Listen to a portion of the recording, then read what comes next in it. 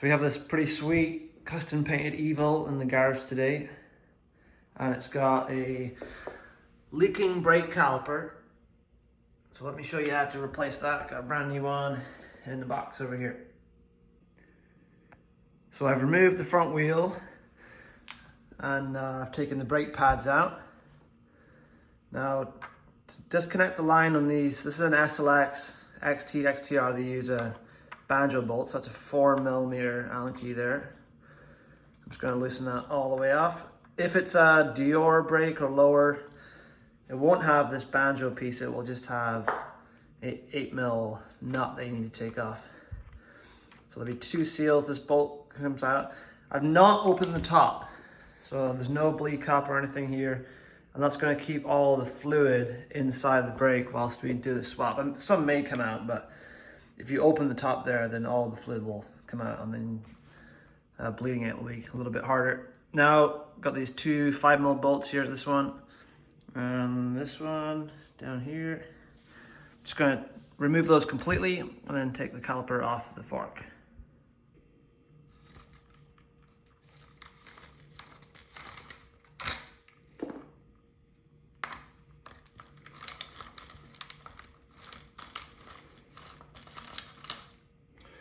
Okay, put this up on a workbench. So I got my new caliper, old one you can tell because it's covered in all the seals in here. You can see the oil on the workbench there. The seals and the pistons have all gone. So to install this, just opposite of removal, we'll put the caliper on the mount on the fork, put the brake line in that hole again, tighten the bolt up. There is a couple seals that we'll have to get lined up, but otherwise it's pretty simple. Now if you're confused about the mount has a bigger section at the top, smaller one at the bottom. There's an arrow there saying up too, but essentially that would look like this. So larger bit at the top, smaller at the bottom. So that's the caliper assembled there. No washers between the caliper and the mount, just the washers for the top of the bolt. And then I'll stick this back on. Okay, and we'll just tighten these bolts up. Don't have to be super tight, just make sure the caliper's not moving around. So now they're tight enough that the caliper barely moves. Now the banjo fitting, there's 2 seals. There's one on the left side, which you can see just there, and then there's one under the head of the bolt. So make sure you got both of those. And I'm just gonna slide the bolt back in there, and then start to tighten up the banjo fitting. And you can just nip it up. There we go, the hose is attached. Now we're gonna have to bleed the brake. So because we didn't open this bolt, none of the, or very little of the fluid dripped out because it was under a vacuum. So we'll open it now because the lower end of the hose is closed off. We'll make this level, put the bleed cup on there, and then we're going to suck the fluid down through to the caliper. That's going to be the most efficient way to bleed the brake. We're going to put the bleed nipple on the sky right there. If it'll focus. There we go. Okay, so I made the brake level, got the cup on there, removed that 2.5mm bolt,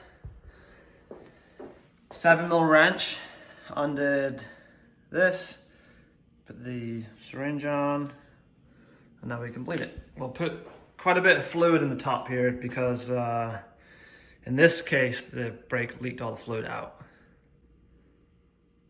Okay. That's the fluid topped up. Gonna bleed this now. Go nice and slow.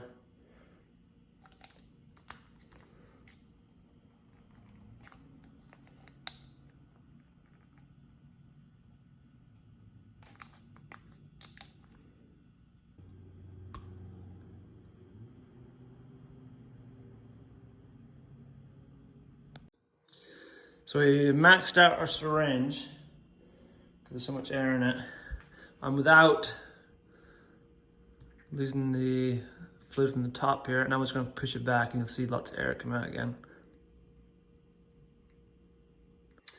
So I flushed the brake fluid back down to the syringe, up to the caliper, sorry, up to the lever 3-4 times now. There's no air coming out of either, so we know the brake's applied well. Now I'm just going to close the bleed port off with a 7mm wrench, then take the syringe off, and then we'll leave the bleed cup fixed to the top here, and I'll put the front wheel back in so we can line the caliper up.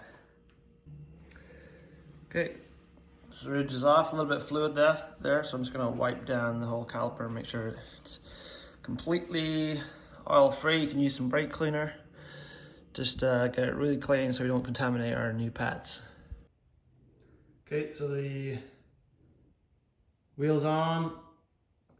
I'm going to center the caliper. Remember in the other video I showed you, that's the middle of the brake caliper, and you want to line up that line with the middle of the disc. So by loosening very gently, moving the caliper, making sure that it runs true. The disc runs true. So you can see there that the brake caliper runs right in the middle of the caliper. There's no rubbing. And now we can install our brake pads. These are our replacement pads we got. Fins, there's a left and a right for these. I'll tell you on the pad. If you have pads without the fins, it doesn't matter. And then we'll just come down,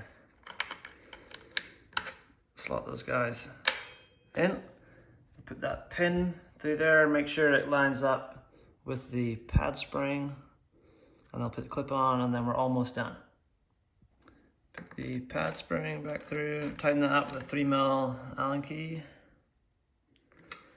and then the retaining clip on the back there, just like that. So now the pads are all secure. Wheel still spins free, but because we haven't had any pressure to the brake pads yet, we'll have to activate it with the lever, this guy. So I'm just gonna pump this a few times. You'll feel it get soft and then stiffen up. There we go. Now the brake feels firm. We have a little bit of rubbing, but we can fix that pretty easy. So my caliper adjustment was a little bit off, but you can see now I just loosened the bottom bolt very slightly, then moved the caliper, and now we're, as you can see by the 2 white lines there, we're now dead center, and then the wheel spins great. No sound. So the brake feels good. There's no bubbles coming out. So I can put the plunger in here, remove this, put the 2.5mm bolt back on, lower the lever back to the same angle as this side, and then give it a clean and you're ready to ride.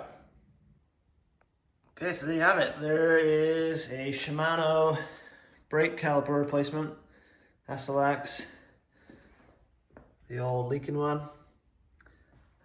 Pretty easy. You just need to know how to do a brake bleed, which I've showed you a couple of times, and really 10 minutes work max, and then you can get riding again. Make sure to check out bikegarage31.ca. We've got a whole host of awesome products. We've got brake pads in development right now, tubeless valves, rim tape, whole bunch of awesome stuff.